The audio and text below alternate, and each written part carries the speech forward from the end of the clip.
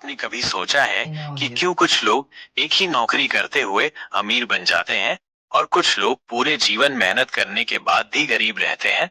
Robert Kiyosaki ने rich dad poor dad किताब के कुछ बहुत ही महत्वपूर्ण बिंदुओं को शानदार ढंग से बताया है।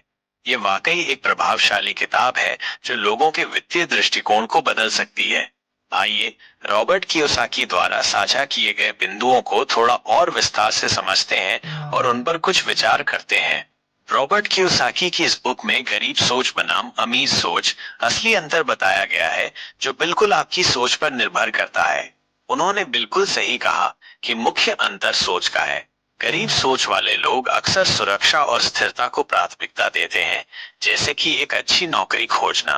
वहीं अमीर सोच वाले लोग जोखिम लेने और संपत्ति बनाने पर ध्यान केंद्रित करते हैं। पुअर डैड की मानसिकता स्कूल में अच्छे डिग्री लाओ और अच्छी नौकरी खोजो।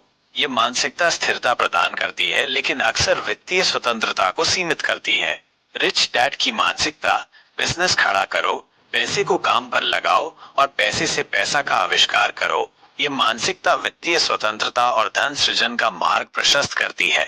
स्कूल और वित्तीय शिक्षा, ये एक बहुत ही महत्वपूर्ण बिंदु है कि हमारा पारंपरिक शिक्षा प्रणाली हमें पैसे के बारे में नहीं सिखाती। स्कूल हमें नौकरी के लिए तैयार करते हैं, न कि वित्तीय स्वतंत्रता के लिए।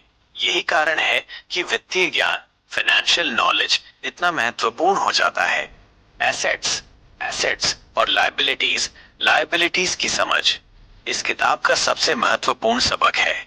इसे समझना ही वित्तीय सफलता की कुंजी है।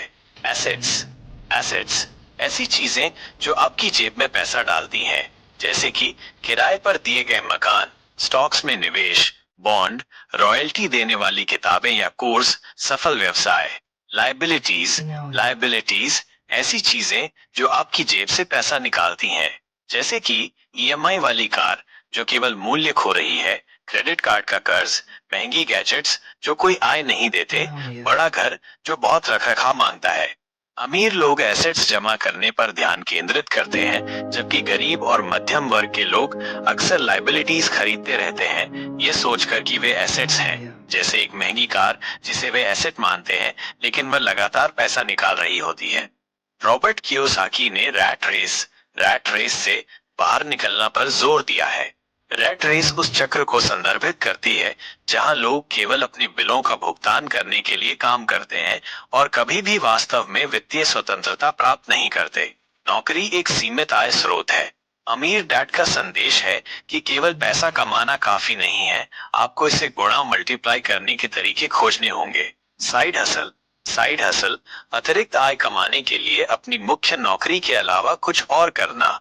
पैसिव इनकम ऐसी आय जो कम से कम प्रयास के साथ प्राप्त होती है, जैसे किराए से आय, स्टॉक डिविडेंड। डर और लालच को पहचानो, यह मानव मनोविज्ञान का एक महत्वपूर्ण पहलू है जो वित्तीय निर्णयों को प्रभावित करता है। डर, नौकरी छूटने का डर, पैसे खोने का डर। यह डर लोगों को सुरक्षित रहने और जोखिम न लेने के लिए प्रेरित कर सकता है, जिससे वे वित्तीय अवसरों से चूक जाते हैं। लालच, जल्दी अमीर बनने का लालच। यह लालच लोगों को खराब निवेश निर्णय लेने या अत्यधिक जोखिम उठाने के लिए प्रेरित कर सकता है। रिच डैड कहते हैं कि डर को अवसर में बदलना सीखें। इसका मतलब है कि डर के बावजूद जानकारी पूर्ण और गणना किए गए जोखिम लेना। अपना फाइनेंशियल आईक्यू बढ़ाओ। ये रॉबर्ट कियोसाकी की सबसे शक्तिशाली सलाह में से एक है। वित्तीय शिक्षा में निवेश करना सबसे अच्छा निवेश है जो आप कर सकते हैं। अकाउंटिंग अपने पैसे को ट्रैक करना, अपनी वित्तीय स्थिति को समझना, बैलेंस शीट, इनकम स्टेटमेंट।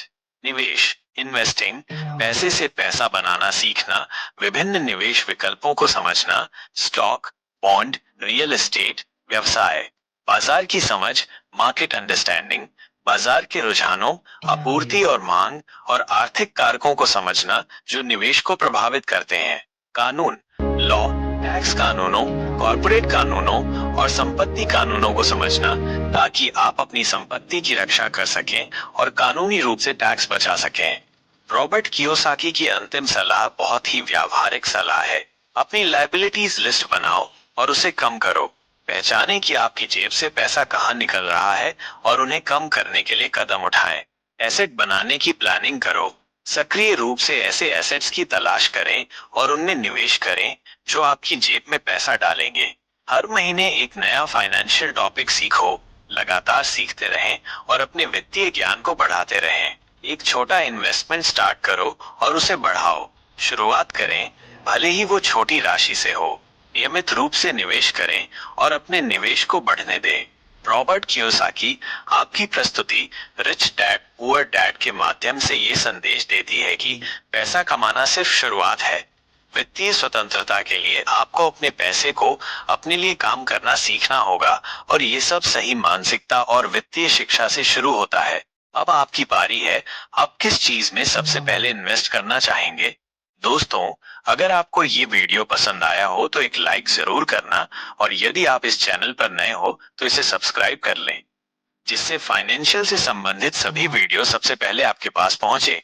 और नीचे कमेंट में बताएं कि आप किस चीज में सबसे पहले इन्वेस्ट करना चाहें।